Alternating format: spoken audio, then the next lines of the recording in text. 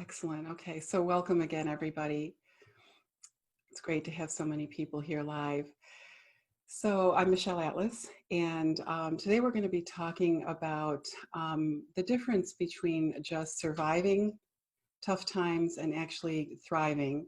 And we're also going to be talking about some of the key sort of mindset and tangible and practical things you can be doing right now to begin repositioning yourself in kind of a very gentle way, because we're going to be in this for a while longer, but that you can begin doing right now to reposition yourself to emerge in a way that you will hopefully feel great about when that time comes.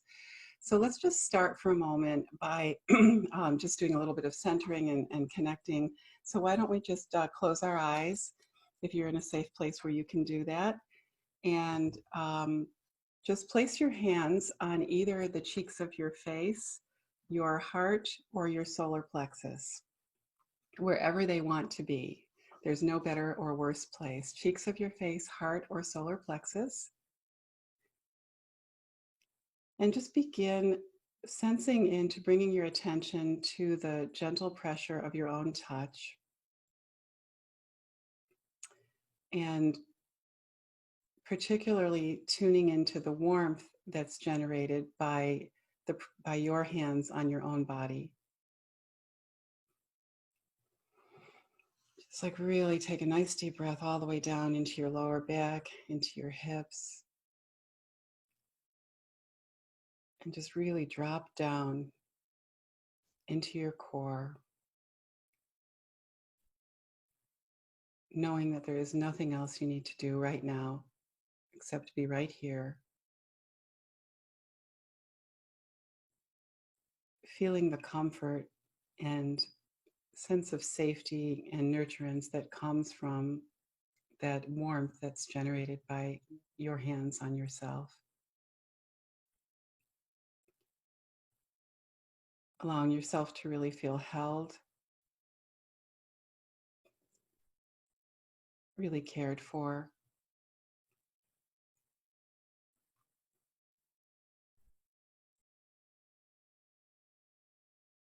Knowing that you always have your own love. And that no matter what is happening, you can always take refuge in your own love.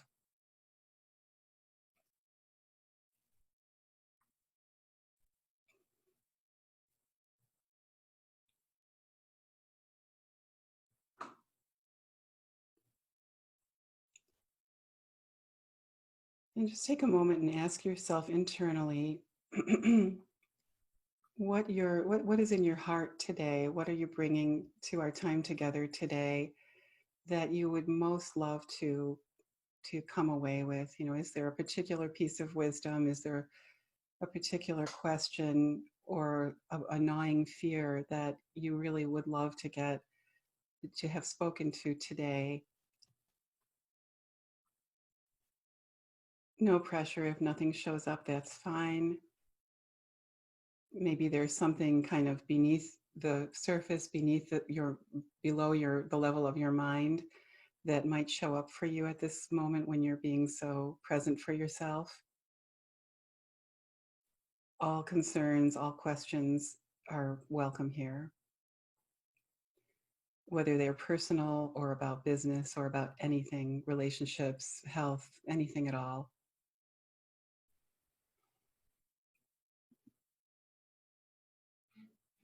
Make sure you continue to breathe.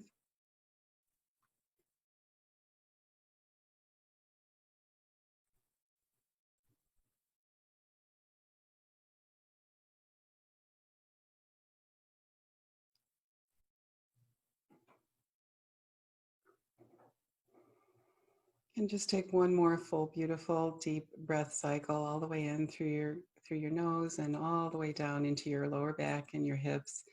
And whenever you're ready, just open your eyes, and you can, if you'd like, you can type into the chat what showed up for you, if anything did.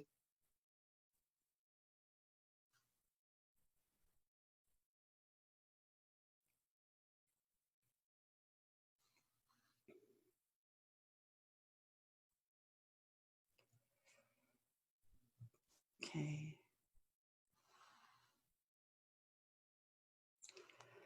Okay.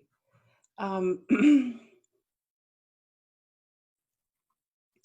so what's happening for most of us is, oh, great. Pilar said you felt the warmth of your divine being present here. Beautiful, beautiful. Yeah. And Tanya saying calm, peace, energy, re-energized. Beautiful. Yeah. So this is a practice that I teach all the time that can be done, multiple times a day, anywhere, anytime. Um, just I call it a homing practice because it just brings you home really simply and easily, no matter what is going on. And I'll just actually take a moment to share for perspective. The reason this practice tends to be so helpful so quickly is because the moment that your brain registers the warmth of your own touch, which it does pretty quickly, whether it's through clothes or not, um, it it triggers oxytocin, the brain chemical oxytocin, which is responsible for feelings of connection and safety and nurturance and all these good things that we all want to feel all the time. And so you're creating that kind of environment then immediately. And then in that environment, deeper, more truthful, authentic information can easily emerge from your heart and soul, basically, from that beautiful place beyond your mind, beyond the conditioned thinking, busy mind. So that's why it's such a great, simple practice. So,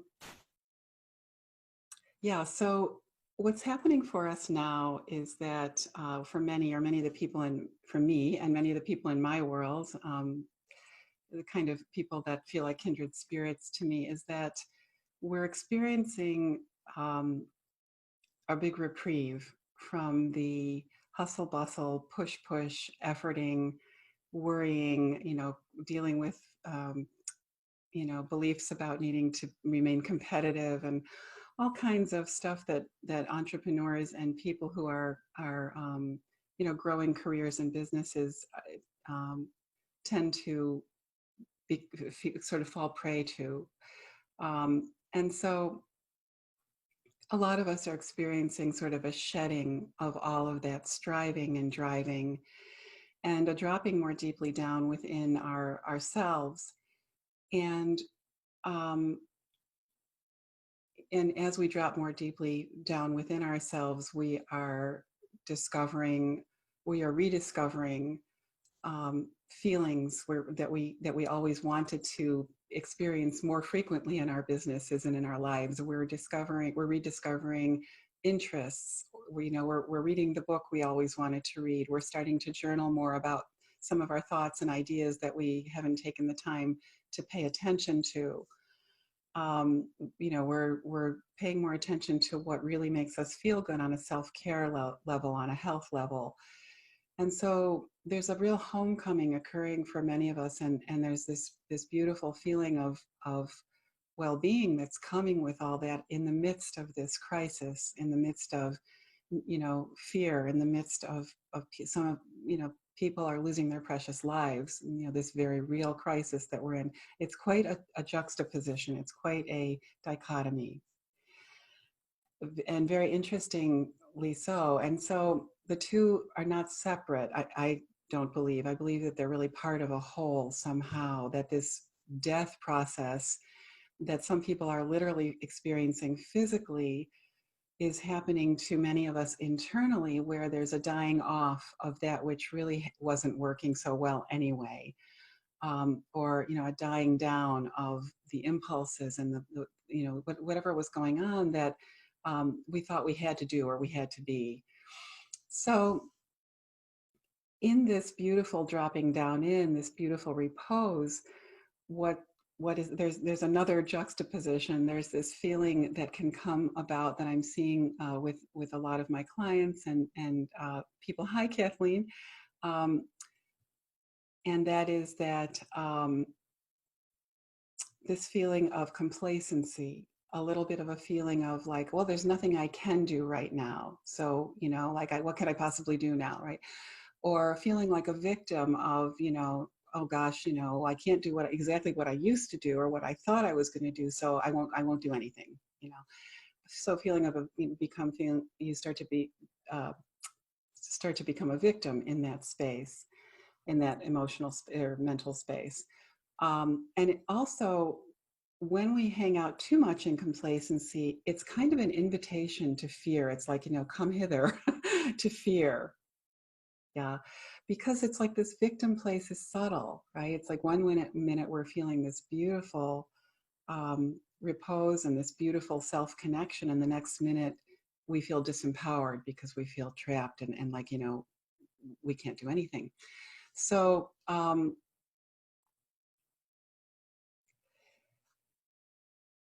so I'm finding in this journey, in this moment, that we want to find the sweet spot. There's some place in between. We don't want to go, we want to be very mindful and pay attention to, we don't want to keep banging our head against the wall, trying to do things as we always did, because those days are gone and they probably won't return. And when things do go back to our ability to leave our homes safely and, go back to some sort of work as usual, there's going to be a very strong propensity in the world for people to start to kind of rush back out and get very busy again very suddenly, as sort of a release valve from, feeling pent up or held back in the ways that they might now. And so there's a delicate tightrope walk here, so that we hold this precious space and we cultivate, we use it as like a pregnancy time. So we really honor what's gestating, we honor what's emerging. And at the same time, we begin, maybe a little bit sooner than later, to think about what we can be doing right now to begin cultivating that repositioning, that's going to be the sort of lane or groove that we really want to be walking in as we move forward. So there are several different kinds of breakdowns in resiliency psychology. And so there's the kind of breakdown that we catalyze, when we decide that something is no longer working, when we decide to get divorced, or we decide to make a job change, or to change a business, or move, leave our home, something like that. And then there's the kind of breakdown that happens as an external circumstance that we cannot control, like what's happening for us now with a virus or some sort of natural disaster, or when we, get a diagnosis that we had no control over, or so we lose a loved one. These things happen in a way that's shocking and catalyze profound change for us. And that's what's happening with this virus. And so in resiliency psychology and in the universe of coaching, we see these kind of profound breakdowns as, while totally respecting the seriousness and the direness of this crisis, there is also a celebration, because there is this idea that without a breakdown, nothing changes. Without a breakdown, we don't come home to a deeper level within. We don't question everything we've been doing. We don't take the time that we need to presence ourselves at this deep and profound level. So there's a beautiful celebration inherent right in the center, right in the heart of this darkness, right in the heart of this crisis. And that's, what I'm referring to by diamonds in the darkness. And so we want to be looking for our diamonds this entire time. We want to be in this inquiry about what are those diamonds for us, because they're very real. And those diamonds are part of the experience of those diamonds is, how are we responding to this crisis? When we think and talk about changing the world and how much the world needs changing, rather than, some of the sort of very intense activist initiatives, which are extremely well-intentioned and many of which are doing amazingly good work in the world, our response, our individual and internal response to this crisis, and what is born of that, is how we change the world. One human being, one shift in mindset, one new feeling, one new commitment at a time to living differently, to being differently, to presencing ourselves differently. That's how the world actually will change, because we'll emerge from this differently. And, we are the world. So, yeah. And so I'm going to just show you a couple of slides here. Not too many. I'm not a real PowerPoint lover. It tends to derail me, but I'm going to just show you a couple of them here just to kind of illustrate something. And I'm going to do a little screen share. Just bear with me. I'm, like many of us creatives, sensitive creatives, technology is not my most strong suit. So, okay, so let's see here. I have everything here. Okay, so you can see this. I won't make it any bigger. So this just really illustrates what's happening here is that this section here was sort of us before this pandemic. And it's most of us before the age of around 40. But the pandemic is catalyzing growth for people that are younger now too. And we have someone younger, we've got at least one person here is younger than that with us today. So, so here we have this created self. So this is everything that we had identified with prior to this pandemic, and in this identity, there was probably a lot of conditioning. There was probably a lot of shoulds. There was probably a lot of what we were told we had to do to be successful, or who we should be, or what we should look like, or how we should talk, and whatever, and what we should be charging, and how we should be talking about our prices, and all of that comes into this created self. And so I like to, one of my previous graphic design clients created this for me because I was trying to, to make this point, and she wanted me to have a graphic. And I now would call, I don't have the ability to change this, but I now would call this created self the contrived self. Okay, and so then we've got this fire of transformation here in the middle, which is our pandemic. And again, this process occurs in our lives. If we are growth-oriented people, this process occurs in our lives over and over again in a multitude of ways. And all kinds of change can catalyze this same journey, but right now this one's a whopper. So this fire of transformation in here is crucial. That's where we are right now. We've sort of landed in the fact that this is for real. This is serious. We're all taking the measures. We have taken some big steps already away from the created self. Most of us growth-oriented people have started to really question, have started to let go. Like I said, we're in this middle space right now. This middle space is the most fertile. It's not a complacent space. It might feel full of I don't knows. I don't knows are part of how transformation happens. We leave knowledge. We leave the space of knowing, of I know just what I'm supposed to do, and I know just who I am, and I know just what it's going to be like. We leave that place and we enter a realm of discovery. And in this realm of discovery, right in here, this is where wisdom happens. This is where we actually begin to feel and know things that we didn't know before, that we don't already know.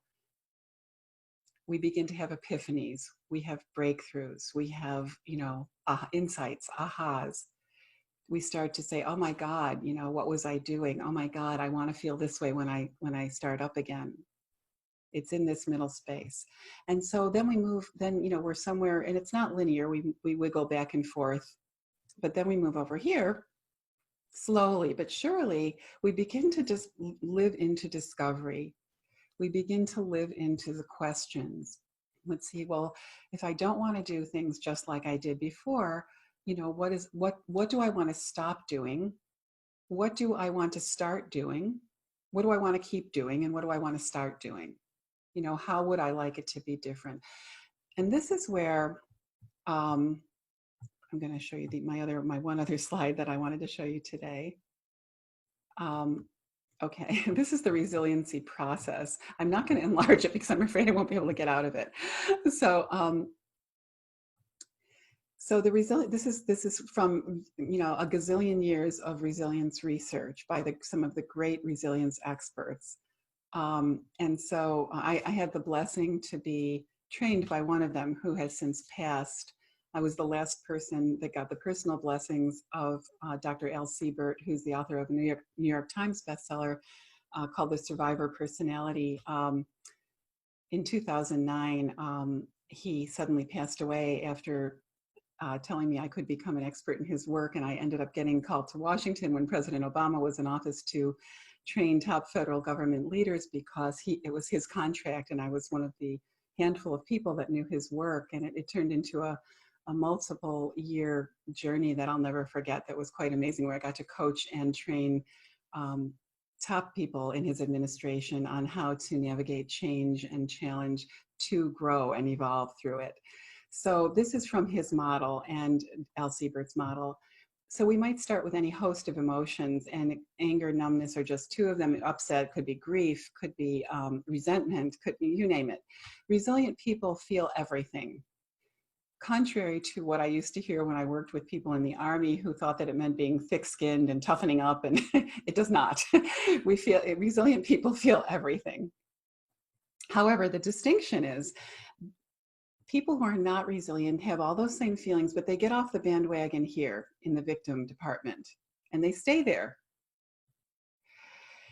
And people who are resilient in their own time, everybody's timing is different, move through all these feelings, but they eventually begin coping in their own unique ways. And they eventually, resil is the verb, they actually begin to become resilient. This here means surviving, means we go back to where we were. I don't know about you, but I don't want that. I want to go back, I want to go here. So I want to go beyond where I was, right? And that's already happening. And it's already happening for many of us. And I'm sure everybody sitting here is experiencing that already to some degree. So we want to move from surviving, which is coming back to where we were, which takes a lot of courage and strength, and which most resilient people stop there. But when we go to thriving, we're becoming something that we never could have become had this hardship not occurred. Something a little different happens. We exceed. So I'm going to come out of this share now. And so, okay, there we go. So, yeah, so there's a concept in resilience psychology, and that is called bifurcation.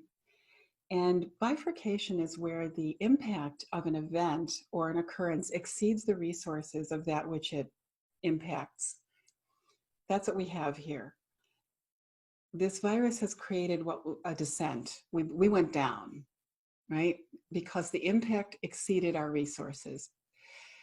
There's always a descent to begin with. And in that descent, again, is where the grief and the difficult emotions, the darkness, we go down into the darkness. And yes, Tanya's asking, can I repeat that? And oh, my internet slowed down for a moment. Okay, a descent. Okay, sure. So when it's this concept called bifurcation, where the impact of an event or an occurrence exceeds the resources of that which it impacts. And that's what we have here with this virus. And so in that moment, there'll be a descent. And for those who are not resilient, they will stay down, unfortunately. So that would be somebody that crystallizes in depression, perhaps, or anger. Sometimes people can't control this, and sometimes they can. You know, people who thrive on resentment or, you know, thrive on negativity, that would be someone who stays there. But for for people who are growth oriented, it presents just a phenomenal, unprecedented opportunity to evolve and expand and experience something so much more wonderful, so much more authentic and natural to who you really are, to return to the essential you and really begin living, shedding whatever's been in the way of that. That's what that descent will do for the resilient person. It will rip away anything that has been in the way, that has been kind of veiling the true you. And so then that person will ultimately, you know, plod around down there for a while and start to discover the diamonds and ultimately re-emerge differently. re-emerge in some way that they could not have had that impact. Now, we would never have chosen this pandemic, in other words. We couldn't have catalyzed the changes that it is creating without the pandemic. That's my point. We wouldn't and couldn't. I've had other experiences in my life that catalyzed profound pain, and they were the most transformational for me as well. Certain personal experiences, I would never have been able to choose them. I felt like I was hanging on for dear life, at times, because the pain was so intense at certain moments in my life. We're not capable of choosing those. They do just kind of happen to us. If we understand them properly and understand how to presence ourselves deeply during these times, these can be the greatest gifts of our lifetime, truly. So, I'll just give a couple of specific examples that are sort of extreme, just to make sure I'm illustrating this well and not just talking theoretically. So, for example, these are extreme examples, and we don't need such extremes to have this kind of growth. But, the person that, let's say, loses a leg and then comes back and, begins to teach people how to dance in wheelchairs, they might not have planned on doing that had they not lost their leg. So this is the level of experience that a lot of us are having now without losing a limb. Right? It's like, what's opening up for you? What's going to become possible? And this is where we move into the repositioning thinking. Okay. So this is where it's like, what's happening for a lot of people right now, entrepreneurs, they are thinking that they have to, what we call in the entrepreneurial world, a lot of time we call it pivoting. They're thinking they have to completely reinvent. Like they're thinking no one will ever buy what they used to do, and that it's dead in the water, and that they have to completely, start a whole new business from the ground up. This is most likely not true. It's a panic reaction, and panic creates more panic. Fear we can only, if we want to be very mindful right now. What are the emotions that are driving our decisions? What are the emotions driving? Because we will only create more of that. So if you begin to frantically make decisions from fear, unfortunately, you'll only create more fear. If you begin to create decisions from panic, you'll create more chaos for your internal, for yourself, and maybe external too. Just how it works. But the beauty of that principle is that if you take this time to deeply feel into and honor the truth of what this life cycle is for you, life before dying to that which no longer seems to fit or work, and the new life, if you take time to honor whatever that is for you, you'll create from inspiration, you'll create from love, you'll create from self-connection, you'll create from your deepest soul calling. This is your moment. This is my moment. I've been cultivating resilience my entire life. I became an expert when this man died that I just mentioned, and I have gotten to do some incredible things as a result of it. Nothing has more meaning to me because of the trajectory of my own life. So it became very obvious to me that I needed to be speaking more deeply and openly and frequently on this now, right? So we all have that thing. And yeah, we all have that. And so this is our, for those of us who really, I know, want a big, beautiful, soul-called life, this is our moment. So soul-driven life, I should say. So so we'll take it from the intangible to the tangible now. So some of the things that you can be doing right now. Okay. So someone's asking me to say something again, and I'm not sure which thing. Could you tell me? Could you tell me in the chat what it is you want me to say again? Oh, I already did. Okay, good. Good. So, okay. So, so some of the practical things some of the actual things you might be thinking about now, if they fit for you, I'd love to hear what your thoughts are as well. So, you can be thinking about what your clients, the people that you've always worked with or that you love to work with, are number one, what do they need right now? What might they need right now? Maybe they don't need exactly what you used to do right now, but what do they need right now? And I've seen some beautiful examples actually of even people who are present right here today. I've seen Tanya, and Tanya and Zinda, you're both in fashion. You're both, I want you to meet each other. You're both in fashion, and Tanya's a stylist, and Zinda is a stylist, and more. I believe you're also you are creating the wardrobes for some of the most famous dance companies in the world, and all kinds of things. And I'm probably not doing the title justice, but so yeah. So you guys you're in the same industry. And so, and Zinda has her own, fashion house, actually. So yeah, so you definitely might want to know each other. So, so Tanya was on video the other day. I caught it where she was showing her clients how to show up more beautifully on video right now. She's usually going into their homes and she's usually, looking in their closets and doing all kinds of stuff like that. But she decided to go on video and tell them, how they could be, showing up on video in a beautiful way right now, no matter what's going on. So that's the kind of thinking, like what do they need now? And what are they going to need as we emerge? We want to be ready. You don't want to wait until, everybody's, free to run outside again to start figuring out what to do. You want to be thinking about what kind of offers can you create, special packages, special shapes and sizes to work for people now and when your doors open and they are still afraid to spend the kind of money that they've been spending. So here is a falsehood. The falsehood is that nobody will spend money on anything. That's not true. People are spending money right now and they will continue to spend money.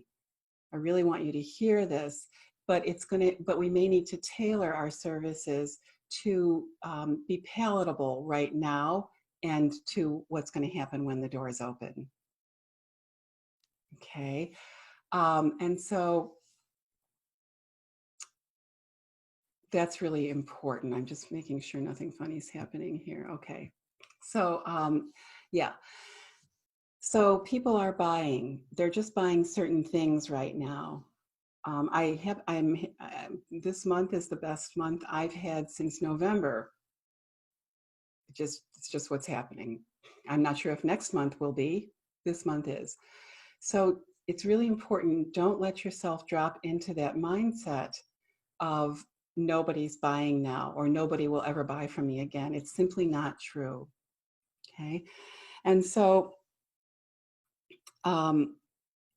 it's like needing to think about what new problems are they experiencing through this? What new issues are arising for them? And how can you might actually do exactly what you did before, but you need to speak to it differently. It could be like that. For some people, we're going to need to adjust what we actually do a little bit. For some of us, you may not need to adjust what you do at all. You may just need to frame it differently so that people understand the value of what you do within this new context, right? The other thing is that this is a beautiful time to be giving people freebies. You want to stay top of mind. You don't want to feel like you can't be in relationship with your community right now. You don't want to feel like everybody went home sick and, you close the door and wait till it all opens again. You want to be in relationship one way or another with your community right now. So freebies are, you're not going to give away the store, so to speak, but you might create something meaningful and valuable that's free right now. that really keeps you connected, keeps the synergy going between you and your people. Okay. When the doors open again, travel will come back, but not immediately. It won't come back as fast as we will. It won't come back as fast as certain other things. So be thinking about that as well. So obviously virtual is the way to go. Virtual is definitely the name of the game, as much as it's possible for you. I personally don't believe I think that we can do almost anything virtually. People are doing almost anything virtually right now.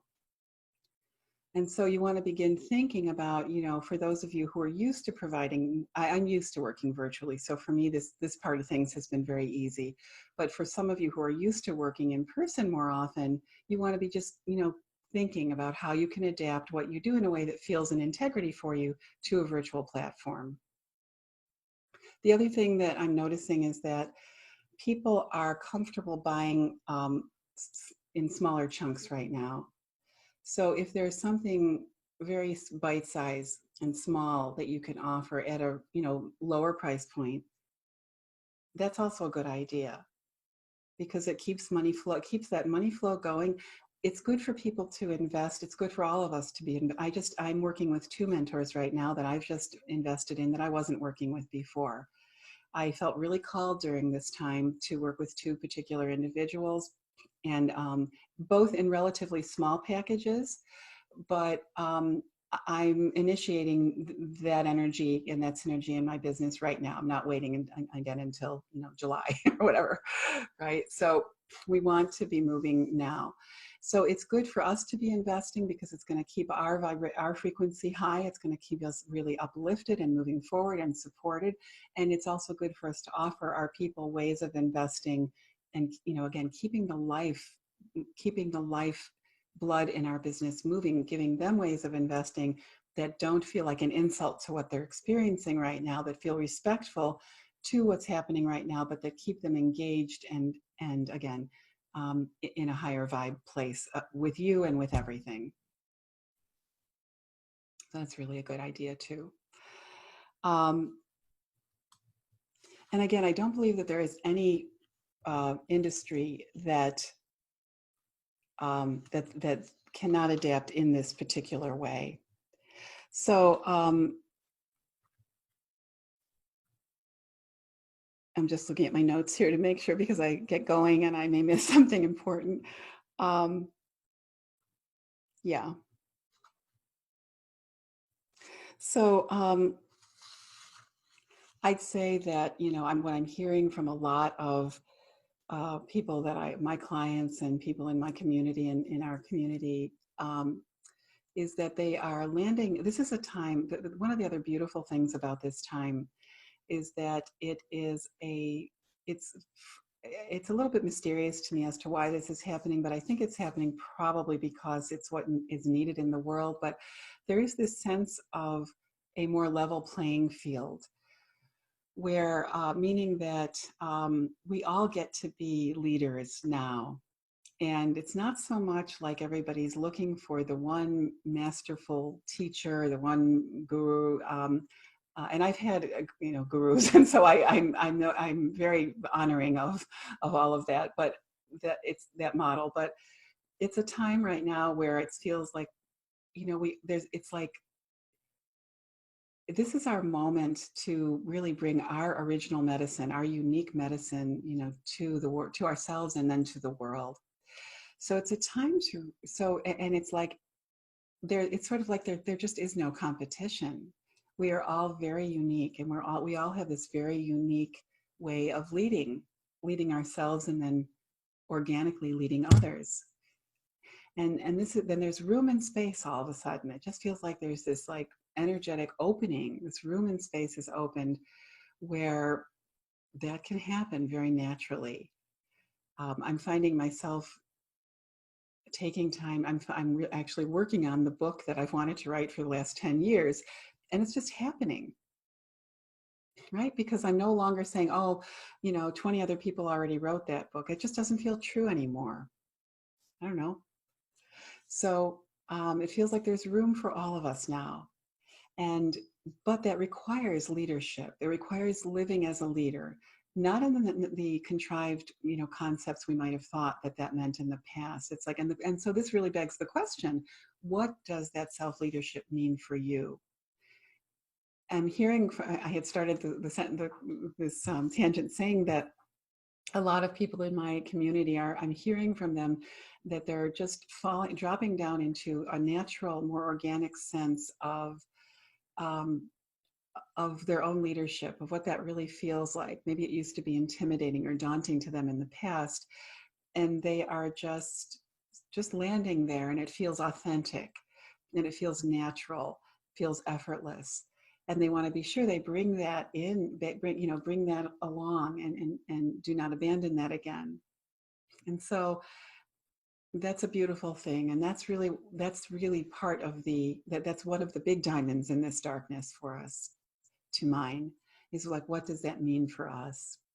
How are we going to show up differently? How it might, if we feel that we need to shift our message even a little bit to our clients, to our customers, just tweak it a little bit. What's that going to look like? We can be thinking about these things right now. And when we land on what that truth is, we can change it right away. We don't have to wait. We can start speaking our truth and speaking this new truth to people right now. This is what everybody needs each other very badly right now. So that's the other point I wanted to make, is that people are super receptive right now. They've landed in this big pause. They've got time on their hands. They're walking this tightrope of inspiration and fear. And we're in a receptive place. Like, we're all curious. We all want to know, like, what's this really about? What's this really about for us? What's this really going to be about for my business, for my clients, for my relationships? My partner lives in Syracuse. Like, we're not seeing each other for months. So, it's like, that's a different journey, right? So it's opening up some different conversations. I'm in Rochester, for those who don't know. Yeah, I'm not in Syracuse. So, and it's all okay. It's just different. And whoops. And, what's that gonna, what's open? What does it mean? How are we going to roll with this? And, and so there's a lot of receptivity right now. So know that even though people may not be comfortable enrolling in your most high price point offer, they're looking for something. Everybody's looking, everybody's wondering. Yeah.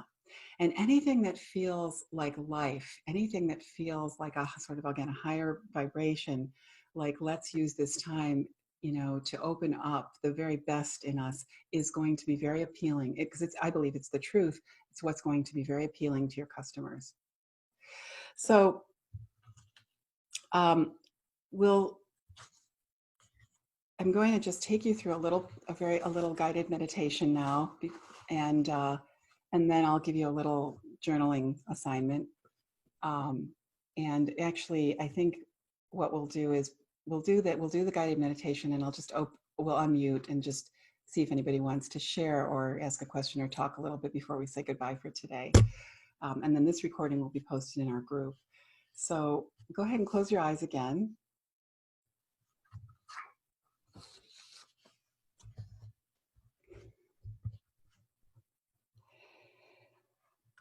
And just drop down. Let yourself drop down. Pull your senses into your body. Pull all your senses inside. And imagine that the breaths that you're taking right now are filling every part of your body with you. You can almost imagine your in-breath as being a smoke that you can see going inside your limbs, inside your chest and your torso, down into your legs, and it's filling the inside of you with yourself. So that all there is right now is you.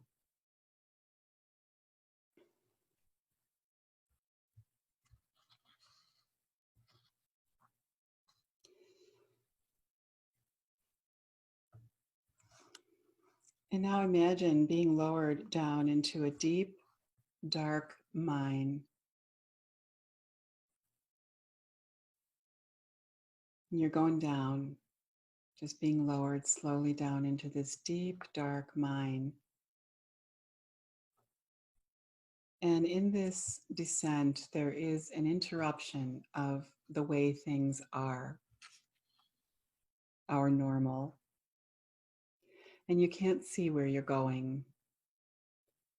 It's frightening and it's mysterious.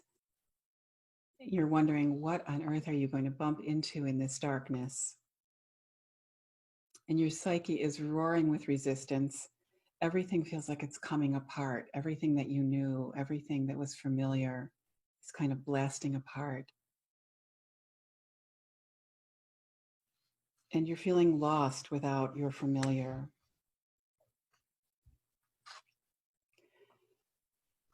There's a part of you that might even feel a bit like a wounded animal, just kind of, feeling struck down.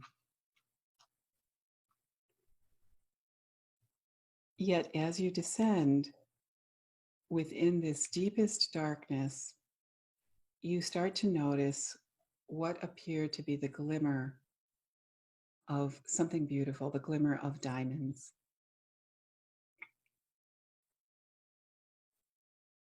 And each magnificent, sparkling gem begins to speak to you. You recognize that these diamonds are pieces of yourself that got lost in the foray of striving, pleasing, sacrificing, and a long list of shoulds that were never your own.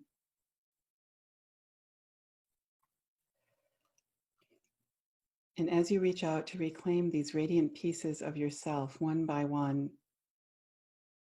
the diamonds fill you with so much light that your very existence begins to illuminate this darkness. Your very existence begins to illuminate this darkness. You recognize that through this hardship, you've become something that might have remained hidden or buried.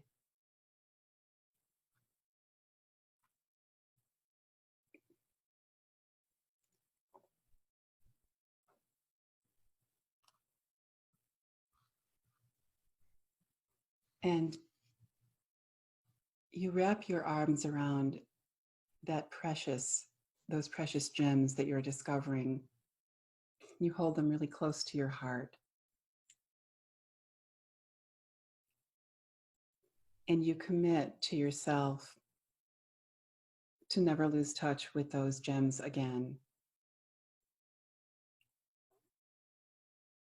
You commit to nurturing them, to presencing them, to attending to them.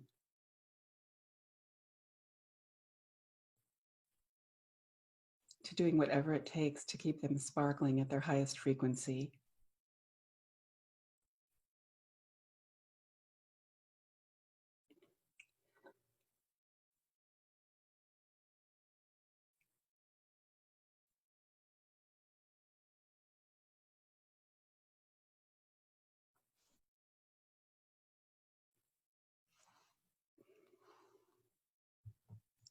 And now, whenever you're ready, you can begin your ascent up from the bottom of the mine, holding those gems close to your heart, bringing them with you, making sure to bring them with you. And just slowly come back up into the sunlight, into your life. And whenever you're ready, you can open your eyes. Take your time, no rush.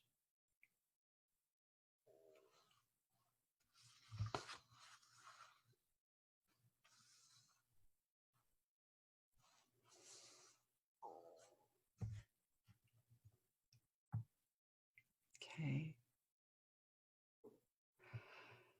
So, yeah, anybody, and so I would be so curious how you would articulate what you're connecting with through this time or through that practice. that you feel like you just really are holding so dear that you want to find, even if you don't know exactly how yet, but you want to find some way to be bringing forward as we navigate this time. And you can just unmute yourself. I think we've got a small enough group that hopefully we won't bump into each other. You can just unmute yourself and just be mindful other people may be trying to talk to, and we'll all get a chance to share. Well, that was very nice, Kathleen Booker. Nice to see your face, Michelle. I am doing differently. You, as a client of yours, you know my story. So you know that, and for those of you who don't know, I'm navigating quite a lot personally. And for me, it was the energy. How do I hold all of this? And I feel the need, and I hear you in my head. I feel the need to be in service and of service.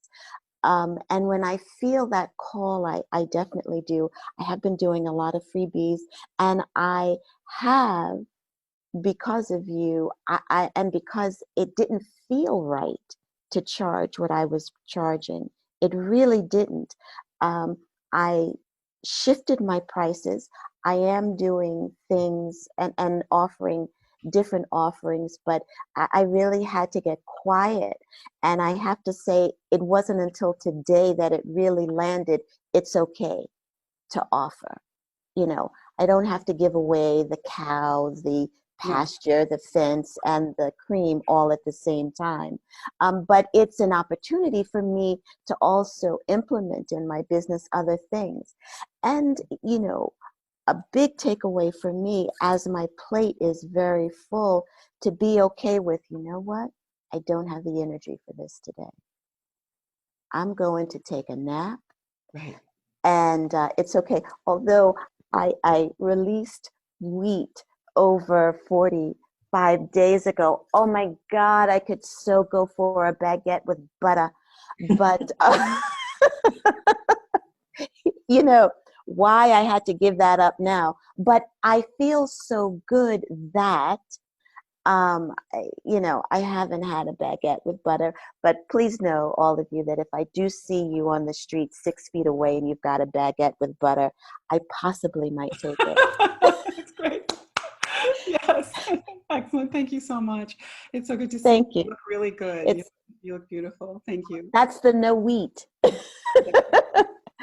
Thank you, everyone. Thank you for your presence. Thank you for the meditation. I'm going to hop because I got to get do a couple of things in a client.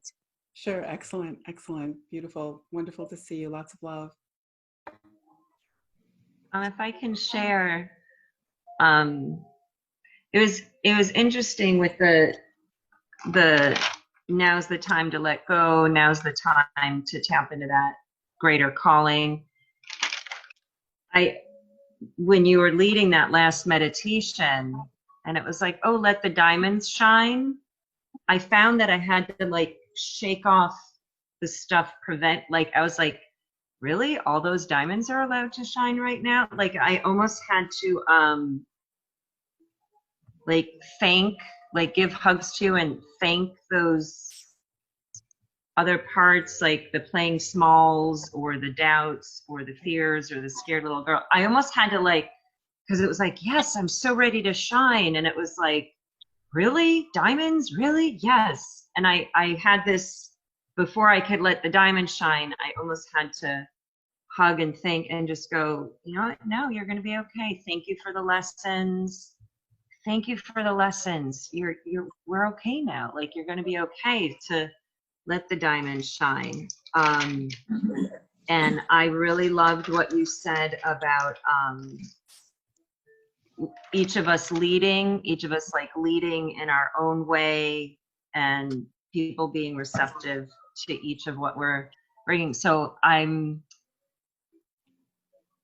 just look forward to being able to stay grounded and anchored in that leadership and in that shining diamond. I was able to take a really energizing bike ride this morning as well. I want to keep doing that on Wednesdays. Somehow these things came to me. And so I just want to thank you for leading that, because I've had some days where I'm like, so many ideas and want to be of service. And then this thing goes, oh my gosh, but how, and so much. And it's just like, Yeah. all that distracting chatter or doubt or playing small or whatever we want to call that. Like, I feel like those two exercises, if I find myself going back to the busy and the old ways and the old habits, it's like, Yeah. nope, get grounded back in the diamonds. Yeah. The diamonds are where it's at. Yeah. Yeah. So Absolutely. thank you for that. I don't know if that resonated for anyone else, but thank you for that. Yeah. Yeah. Oh, I think it's beautiful. Beautiful. Thank you so much. Yeah. Wonderful. Anybody else? And feel free to respond, if something that someone else is saying resonated too. Anyone else want to jump in? Naomi or Zinda? No pressure. If you feel- Everybody pretty much already said all that I had wanted to say. Just but that last meditation specifically about the diamonds. Lately, I've been, to keep up with that metaphor, that I'm trying to carry too many of the diamonds out of the mind and not properly having the tools to be able to do that. But I Okay. feel relieved now that it is possible to be able to take all of those diamonds out of the mind, and that it's just patience, a little bit of patience. You got to do it a little bit slower than you would intend, but it is possible. Most definitely. And you can take one at a time. The idea is just to, to be paying attention to those diamonds as opposed to, sort of, because that's the parts of ourselves that may have been hidden and not attended to as lovingly as there's room and space for now. So yeah, whatever pace, whatever your pace is the right pace. Definitely. Yeah. Yeah, and I am gonna be offering a new package at a very reasonable price point called Resilient Success at some point in the very near future, probably in a couple of weeks, for those who want to take this whole journey deeper and receive very frequent tracking and support. So I'm trying to I'm putting that together right now, and I'm hoping to make that something that'll be a good fit for people in this time. Yeah. Okay. Anybody else? Okay. I guess I wanted to say thank you, Michelle, and I, look forward to being connected to the people in the group. It's a very safe space right now. I was in a very hard, fast business networking group that met a week ago, and it was just too much. So just thank you for creating this space, because I feel like I'm surrounded by people who really understand the depth of what's going on. Yeah. And Zinda, I'd love to connect with you and talk fashion. Okay. That would be great. And Naomi, get to know what each of you do more and more through the Facebook page. Yeah. You're open for that. Absolutely. Beautiful. I Excellent. don't know. I don't know if you can hear me, but I'm saying yes. Excellent. Okay, Okay. good. I'm still Good. trying to figure out this Zoom. Sorry. It's all good. First time for everything. Yeah. A lot of new things lately. Yeah, we can totally hear and see you, Zinda. Totally. Oh, okay, cool. Yeah, totally. Yeah, and also I'll just say that I'll be doing some things in the group to try to help people know each other a bit better too. So that's coming as well. So we can feel really, really connected to each other, because there's a beautiful, beautiful group forming of amazing people in this particular group. I know many of you, and I don't know all of you, but everyone is in very good company, I can assure you. So, okay, guys, great to be with you, and just sending you tons of love, and we'll be talking real soon. I'll be doing a lot of these. So, Thank you so much. Thank you. Thank you, Michelle. Yeah, I All wish right, everyone. I know, air hug. Bye-bye. Bye. Have a great rest of the day, you guys. Thanks, everyone. Stay safe, be well. Thank you, Michelle. Yeah, thank you.